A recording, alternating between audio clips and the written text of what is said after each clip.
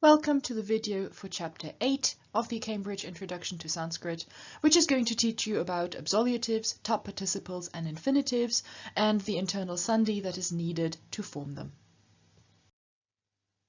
There is one rather noticeable difference in how English and Sanskrit use their verb forms.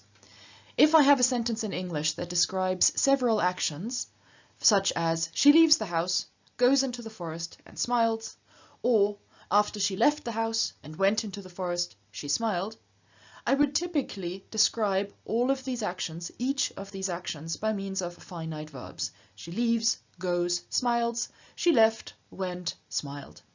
In Sanskrit, on the other hand, typically only one action, usually the last one, will be expressed by a finite verb, whereas the other actions will be expressed using some other verb forms, usually non-finite verb forms, such as absolutives or participles. More literally, a Sanskrit sentence might thus say, having left the house and having gone into the forest, she smiled. Concerning these non-finite verb forms, there are three things we need to look at, namely how they're formed, what they mean, and how they're used. First of all, formation. Absolutives are formed by taking the zero grade of a verbal root and adding twa. Ta-Participles, on the other hand, are formed by taking the zero grade of a verbal root, adding ta, and then adding a case ending. What do these forms mean? Well, the absolutive of a verb x would mean having x'd. So, for example, of dru, to run, we take the root in zero grade, dru, add twa, giving us dru twa, and so we have having run. Of kr, to do, kr twa, having done. The ta-Participle of a verb x, on the other hand, would be having been x'd. So, whereas the absolutive would be past active, the ta-Participle would typically be past passive. For example, of br, to carry, we get brta, having been carried, or of kr, to do, we would get krita, having been done. With ta-Participles, we need to note one more thing concerning their meaning, and that is, if there is no sensible way of forming a passive of a verb, the ta-Participle actually will have past active meaning, and so of bhu, to become or to be, we get the ta-Participle bhuta, which would mean having been or having become, because having been beed or having been becomed or something like that, any way of forming a passive would basically be nonsensical, and whenever you cannot form a passive, the ta-Participle has active meaning. There's one important difference in the usage of absolutives and ta-Participles. Now, ta-Participles are astem forms, they have case endings, and they can thus show agreement with and therefore unambiguously refer to any noun in a sentence. So, for example, in bhritam, palang, pashyami, we have pashyami, I see, palang, the fruit. Bhritam, in front of it, or bhritam through sandhi, is the accusative neuter singular of bhrita. Bhrita would be the ta-Participle of br, meaning having been carried, and I can indicate that the thing that has been carried, the thing that bhrita refers to, is palam, by adding a case ending to bhrita that then expresses it agrees with palam. So we have bhritam, palam, pashyami, I see the having been carried fruit, or I see the carried fruit. Another example, palam jitaya kshatriyaya bhavati. Palam bhavati, the fruit is. Jitaya kshatriyaya. Kshatriyaya is for the warrior. It's the dative of kshatriyah, for the warrior. And we can then describe the warrior by means of jitaya if we take jita, which is the ta-Participle of ji, meaning to defeat. So jita would be having been defeated. And we then add the dative singular masculine case ending to that, giving it or turning it into jitaya, to then mark that jitaya agrees with kshatriyaya. So palam jitaya kshatriyaya bhavati, the fruit is for the defeated warrior. So participles can agree with any noun. Absolutives, on the other hand, do not have endings and can thus not express agreement, and therefore, by convention, they are only ever used to refer to the agent of a sentence. So in an active sentence such as Grhan gatwa narah vishati, with the active verb vishati, we translate Grhan gatwa, having gone to the house, narach vishati, the man enters, and understand that gatva, having gone, needs to refer to the agent of this sentence, i.e. the subject, narach, and so we understand that gatva refers to the man. The man first goes and then enters, and so we arrive at having gone to the house, the man enters, or the man, having gone to the house, enters. There are some irregularities in how ta-Participles and absolutives are formed. In the case of some verbs whose roots end in a consonant, a short I appears before suffixes beginning with a T or actually with any other stop. This I does not change or affect the meaning of the form in any way, and you cannot predict whether a verb is going to have this I or not.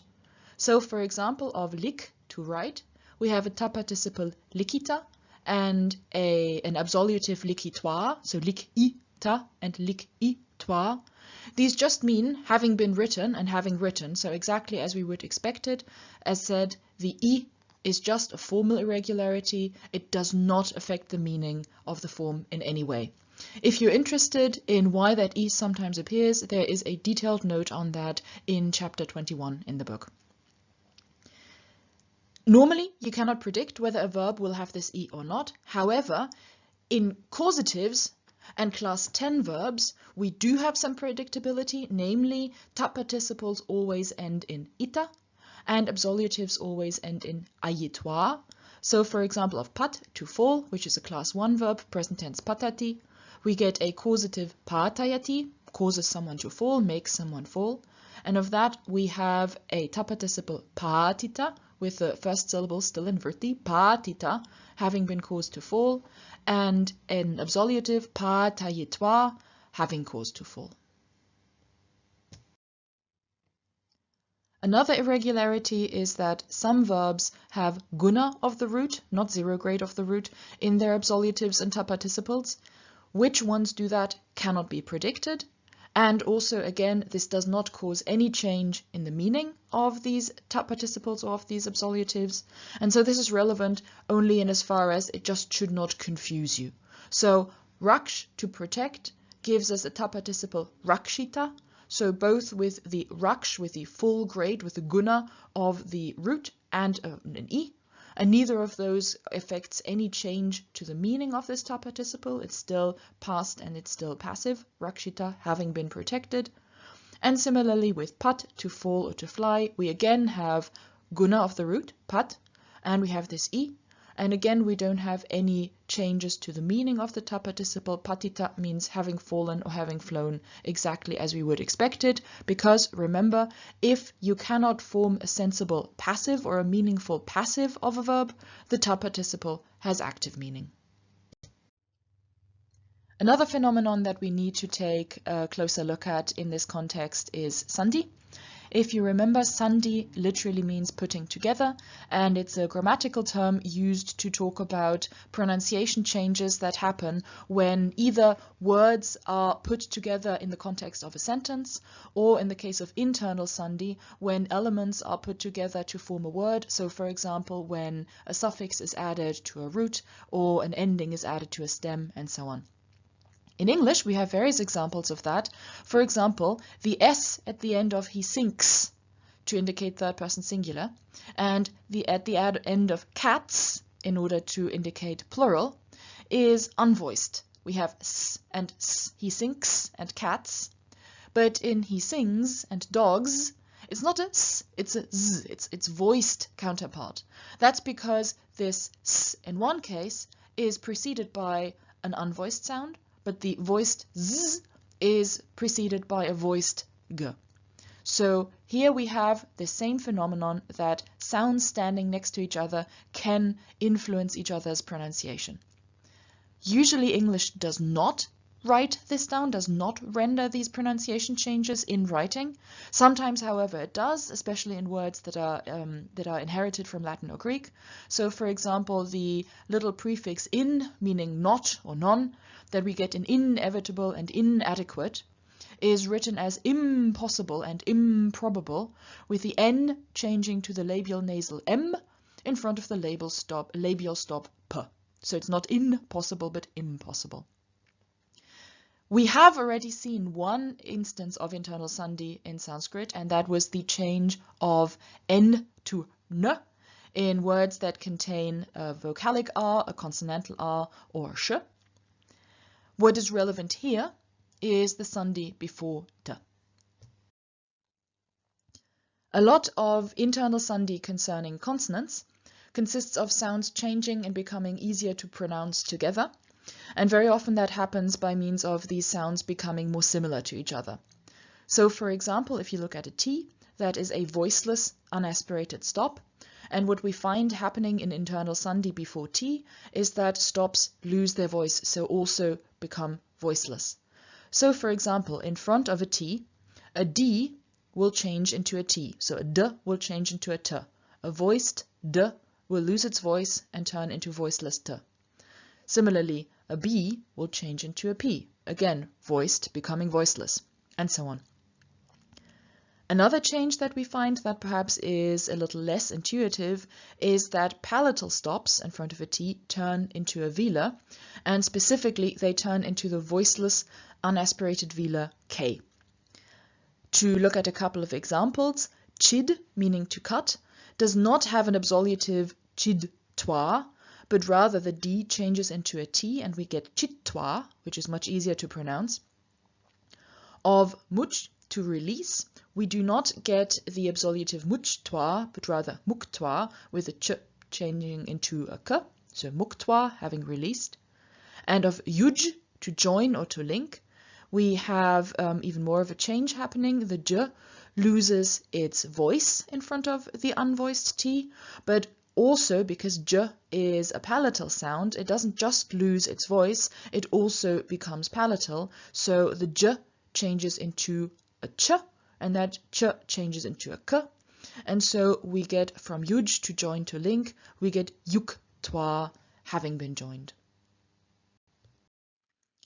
And of course there would be an exception to this principle of voice being lost in front of voiceless T, and this exception concerns stops that are both voiced and aspirated.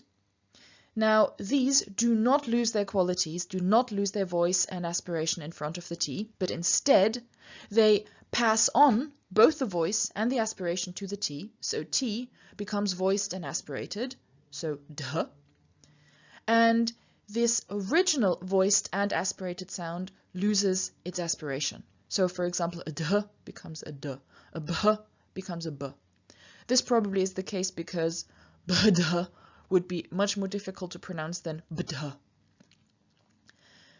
To look at some examples, bud, meaning to awake, ends in duh, ends in a sound that is voiced and aspirated. This duh passes on both the voice and the aspiration to the T, and itself loses its aspiration, and so duh plus t result in the duh, and so we have an absolutive budwa, meaning having woken up, having woken someone up. And from this, of course, we also get the ta-Participle bud-ta, changing into buddha, so the Buddha literally being the one that has been woken up, or less literally, that has found enlightenment, that has been enlightened. Another example involving not dh but bh is, for example, in lab, meaning to take. Here the bh passes on its voice and aspiration to the T, so the T again becomes dh. The bh loses its voice, becoming b, and so we have bdh. And so, for example, having taken, the absolutive would be lab dwa. To make this even more interesting, we then have cases of H before T developing in basically the same way, and that is because Sanskrit H often originally was a gh, so again a stop that is both voiced and aspirated, and this gh passes on its voice and aspiration to a following t, to change that into dh. Then the gh, the original gh, loses its aspiration, so it becomes just a g. And as a result of that, something that on the surface looks like an H plus T, underlyingly it's G plus T, then together develops into Gdh. So for example, of Dach to burn, we then have a ta-participle dag dha, having been burnt, or an absolutive dag dwa, meaning having burnt. Two more aspects of internal sandhi before t. First of all, sh, so the palatal S sound, the palatal sibilant, in front of a T changes into sh, the retroflex S sound, and after this retroflex sh, the T, the dental sound T, itself turns into the equivalent retroflex sound, namely into t. And so, for example, of drsh, to see, we have the ta-participle drshta, where both the sh and the T of the ta have turned into their retroflex equivalents, so sh has become sh and t has become t, and together they're very straightforward to pronounce drshta. Finally, a piece of internal sandhi that's relevant before T, but also actually before other consonants. Now, before the dental stop, T, any nasal will turn into the dental nasal, namely N. The example that's relevant here actually does not appear in ta-participles or absolutives, but it appears in a form that you're going to encounter for the first time in a minute, and that is the infinitive, which is formed by adding tum. Now, if I add tum to gum tum is a little awkward to pronounce, and so what happens, the M, the labial nasal, just turns into the dental nasal in front of the dental in front of the dental stop T, so we don't have gumtum, but we have gantum. Now this is part of a larger system of internal sandhi. For example, before a velar stop, a nasal will appear as the velar nasal ng. Before a palatal stop, it will appear as the palatal nasal, and so on. However, before consonants that are not stops, nasals usually appear as anuswara, so as just the nasalization over a vowel that is written as an M with a dot underneath, so ong, and so on. Now that we've looked at the various aspects of how ta-participles and absolutives are formed, let's look at the use of these, and let's first of all focus on the use of participles. There are three main kinds of participle usage, and those are attributive, substantivized, and verbal. First of all, attributive basically means like an adjective, i.e. you have a participle standing together with a noun and describing a noun. However, when that happens in Sanskrit, a literal translation often is unidiomatic in English, and often a translation of the participle as a relative clause will be much better. For example, dutang muktang pashyami. Pashyami means I see. Dutang means the messenger. And then we have muktang, which agrees with dutang. It means having been freed. And so the sentence as a whole literally is, I see the having been freed messenger, or I see the freed messenger. Now that's not very idiomatic, and so a translation as, I see the messenger who has been freed is a lot better. And what we've just done there is taken the participle and translated it as a relative clause. Another example, narach muktach grama gaccheti. Gaccheti means he goes. Who goes? Narach is the subject, the man goes. Narach is described as muktach, meaning having been freed, and he goes grama, to his village or to the village. So literally this is the having been freed man goes to his village. Again, not very idiomatic, and it's much better to translate this as the man who was freed goes to his village. Next up, substantivized use, which basically means that a participle is used like a noun or like a substantive. Participles, just like regular adjectives, can be used on their own. And when that is the case, and they are in the masculine, we see them as referring to a man. When they stand in the feminine, we see them as referring to a woman. And when they stand in the neuter, we see them as referring to a thing. So, for example, of priya, dear, when that's used on its own and not to accompany another substantive, another noun. When it stands in the masculine, it would be translated as the dear man or a dear man. In the feminine, the dear woman or a dear woman. And the neuter, the dear thing or a dear thing. Exactly the same with participles.